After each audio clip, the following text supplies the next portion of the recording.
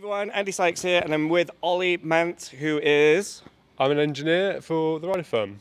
And we're going to take a look at Ollie's privateer.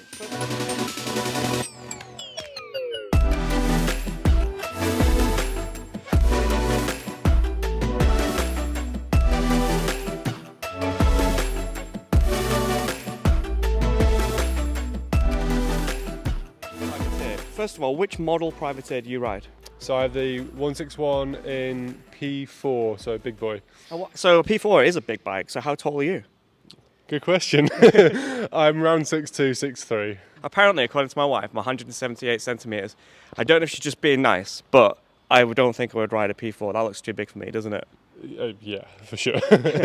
So it's a P4, 161. So the 161, how much travel does it have on the rear? I'm assuming 161? Correct, yep. And on the front, 170.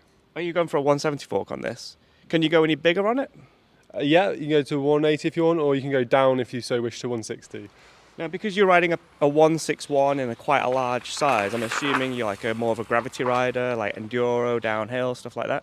I would say yes, but I also like to mix things up a bit, and I mean this bike's so good at pedalling. I've been on a gravel ride with a load of gravel riders and happily kept up quite nicely. So you take this on a gravel ride? Yeah, for sure. No way, that's well cool. So the seat tube angle on this is like 80 degrees, isn't it? Yeah, I feel like it just puts you in a real nice upright position, really good for your back of all things, and just like really efficient at pedaling. Some people say it's a heavy bike, but I don't know, when you're pedaling it just doesn't feel like it, and you can just winch your way or even accelerate your way up any sort of hill real nicely. So and even on the flats or downhill it feels great at pedaling, so yeah. Yeah, so another thing that people can get concerned about is when they look at angles and reach and things like that. In actual fact, because it has the 80-degree seat tube angle and a slack front end, actually when you sit down, like I would sit on that bike and it would probably feel quite comfortable. Yeah. It's only when I'm descending where I'm like, oh, it'll be a bit longer for me. Probably a P3 would be better for me. Yeah, for sure, yeah. Cool. And this bike itself, is this a stock build or have you changed anything on this?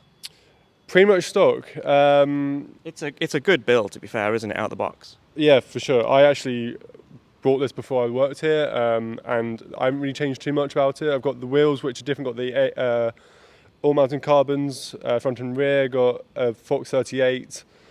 Other than that, it's all stock. Very good, yeah, because like out of the box, the builds are fantastic. I think the whole idea with the 161 was like you could race this, take it out of the box, put it together, go to an EWS and race it. Sort of thing, happily, yeah. Yeah, as long as your skills could do it. I mean, I couldn't do it, but I'm sure you can. Yeah, hopefully. So how did you get into mountain biking? Were you always into like the gravity side of things, or did you do other things in the past? So initially got into mountain biking through just going out with mates and just digging in some woods. Where I'm from, in Devon, I had Dartmoor on my doorstep, so I'd naturally go and do cross-country rides as well, or riding to trail centres, which was a bit of a mission, but yeah, did everything in between really, so that's how I got into mountain biking really. All right, so one thing you did mention, you said you're from Devon and you rode on Dartmoor. Is that where that big cat lives? Yes. Did you ever see the big cat? No. Is it real? No, but I've heard the hairy hands might be. The hairy hands? Yeah. Have you heard about the hairy hands? No, wait. For next time.